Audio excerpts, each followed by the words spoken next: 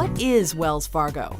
Wells Fargo is considered one of the big four banks in the United States, along with JP Morgan Chase, Bank of America, and Citigroup. According to RelBanks, Wells Fargo was the largest bank in the world in 2015 in terms of market cap, operating in 35 countries and serving over 70 million customers worldwide. In fact, Wells Fargo was ranked as the 7th largest public company on the planet by Forbes in 2016. The bank, which today is headquartered in San Francisco, has its origins in the mid-19th century gold rush. It was founded by Henry Wells and William Fargo, who were also part founders of American Express in 1852.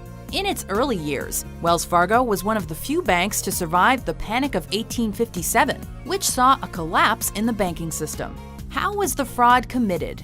In September 2016, it was revealed that employees at Wells Fargo had been covertly creating and operating extra bank accounts without customer authorization. An investigation found that at least 1.5 million bogus accounts and over 500,000 credit cards had been opened since 2011 without customers' knowledge. The fraud was committed as a means of not only making more money for the bank, but more importantly to boost sales figures so that employees involved could reach quotas and qualify for incentive bonuses.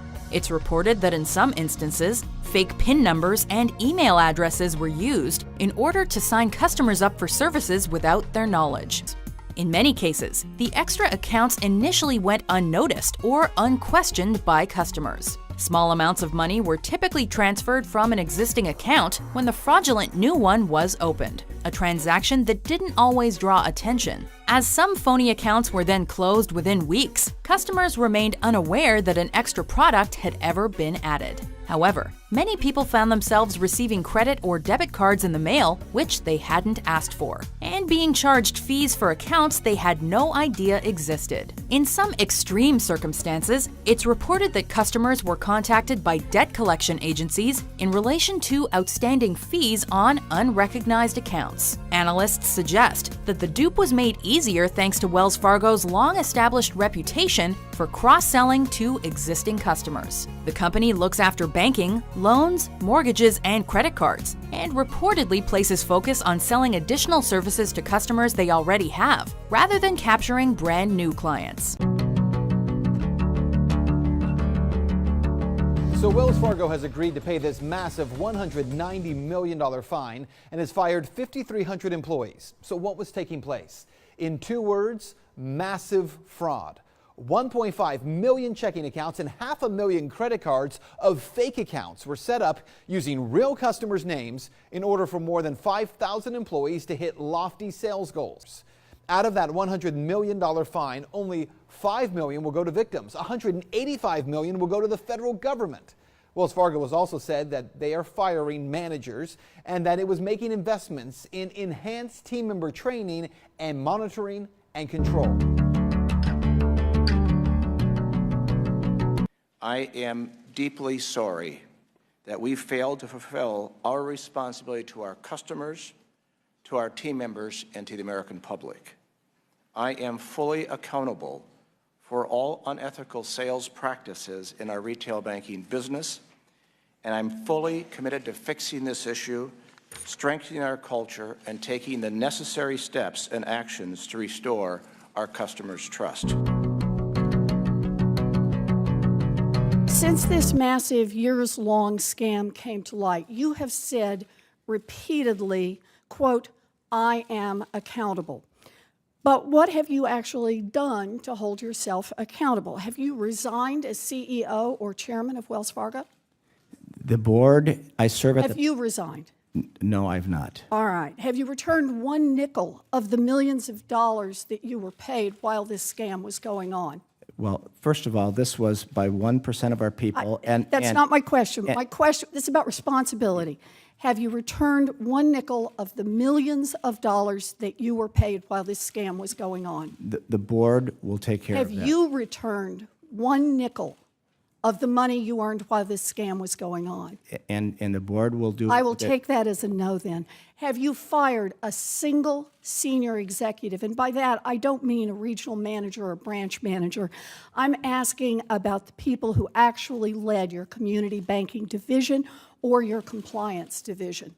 We've made a change in our regional, to lead our regional bank. I just said, I'm not asking about regional managers. I'm not asking about branch managers. I'm asking if you have fired senior management, the people who actually led community banking division, who oversaw this fraud, or the compliance division that was in charge of making sure that the bank complied with the law.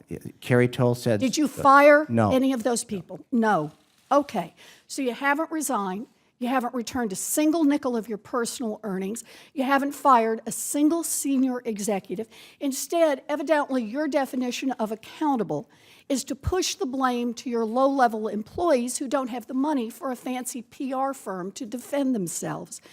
It's gutless leadership. In your time as chairman and CEO, Wells has been famous for cross-selling, which is pushing existing customers to open more accounts. Cross-selling is one of the main reasons that Wells has become the most valuable bank in the world.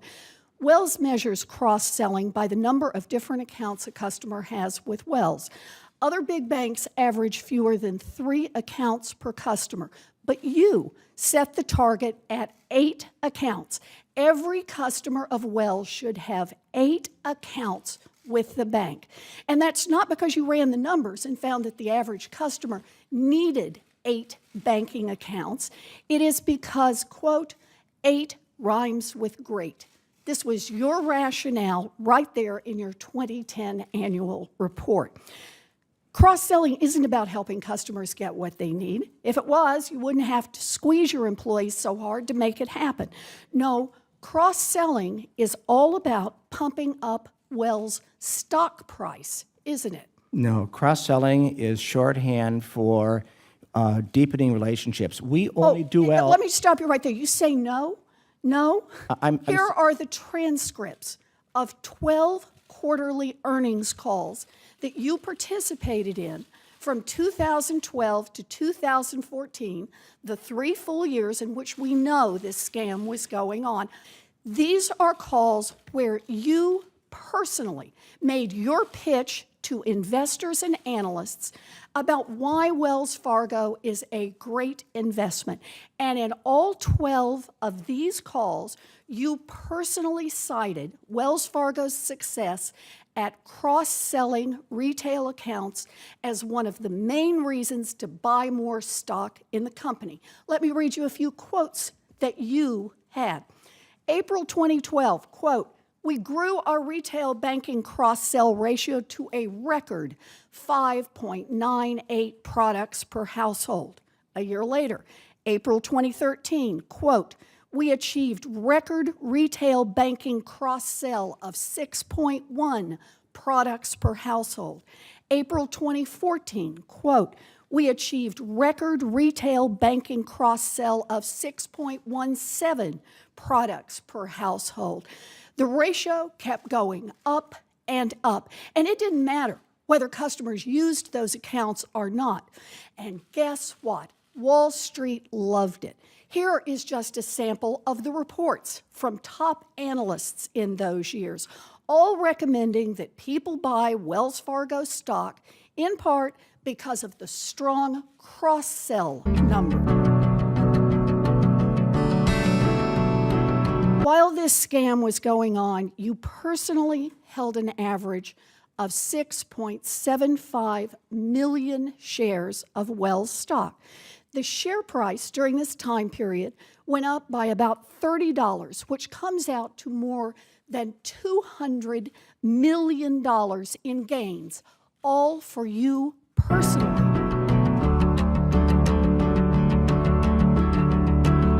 Ms. Tolstead ran the community banking division, the division where this scam occurred, for the entire time that the scam took place. She was in charge of all of the 5,300 employees who were fired, and she oversaw the creation of 2 million fake accounts. Now, in July of this year, just 2 months before the settlement was announced, and before those facts became public, Ms. Tolstedt retired at age 56, that she walks away with over $90 million in stock options, and awards.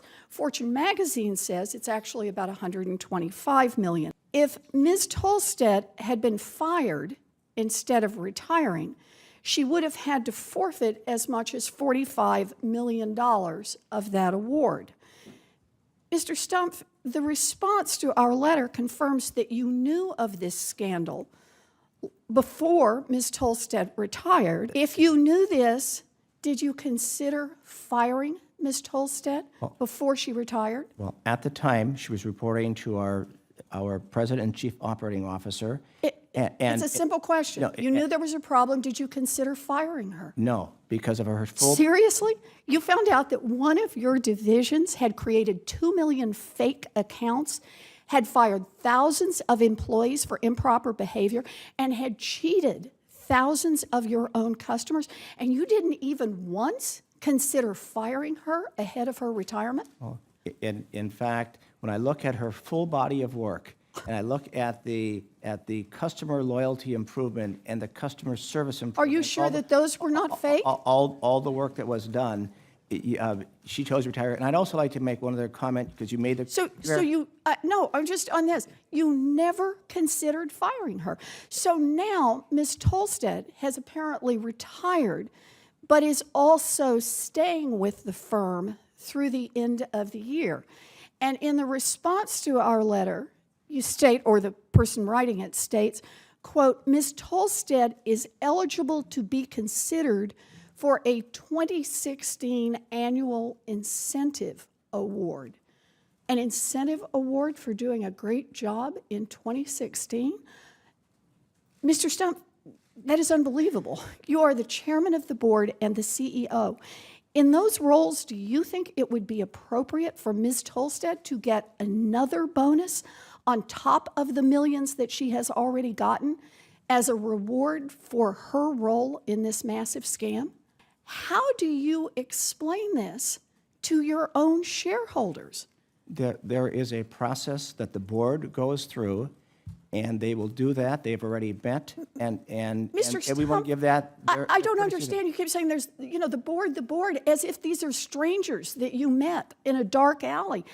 Under the bylaws of Wells Fargo, and I'm quoting here, the chairman shall preside at all meetings of the board. And you were able to make changes. Why can you not make a change here? I'm not on the Human Resources Committee of the board. They have their own governance and structure. We want that to proceed in the process in which we have. All right. So we'll do this your way. Our letter asked a number of questions about clawbacks of Ms. Tolsted's and other executives' pay, including yours. Mm-hmm. Wells Fargo's answer to our letter was just basically you punted, that the decision would be up to the board, the same punt you've given here. So you're the chairman of the board. Let me ask it this way. Will you personally support clawing back all or part of Ms. Tolsted's pay? I'm not going to in any way try to influence or prejudice the board as they do their deliberation. So I think you started this whole thing by saying, don't tell me what you say, tell me what your actions are. And your actions are, people do this and you're not going to take a single step to shut it down. So I guess I can ask this question again. Will you personally support clawing back any or all of the pay for the person in charge of compliance, someone we haven't talked about much today, the person who is supposed to be responsible to make sure that the bank is following the law? Will you have any recommendation about that person? I'm going to have the board do their process. You are going to have no recommendation at all, ever, at any point in this process? Whatever the board accepts, and whatever they do, I will accept and I will support. You are not passive here. If you have nothing to do, then what are you doing serving as chairman of the board? See the money won't stay for you and you, getting all the piece of pie for your wife. Everybody wanna know how it feels. Everybody wanna see what it's like. Well, baby, wanna be a queen. Well, alright. So So how is it that while employees lose their jobs, nobody goes to jail? I want you to look at this definition here: the fraudulent acquisition and use of a person's private identifying information, usually for financial gain. So the question is that what took place? Using a person or customer's identifying information in order to set up an account that they did not request or want in order to hit sales goals or financial gain. Yeah, that's exactly what was happening here. And this, by the way, is the exact definition of identity theft. Under federal law, let alone additional state laws, identity theft, it carries a penalty of up to 15 years in prison, as well as substantial fines.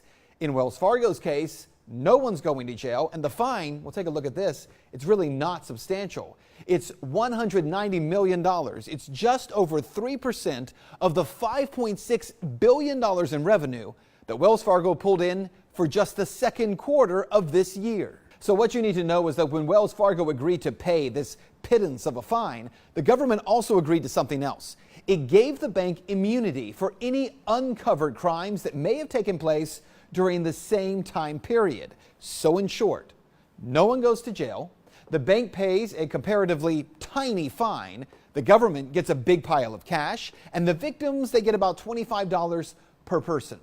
So what about this deal would actually stop Wells Fargo or any other bank from doing the exact same thing over and over and over again in the future?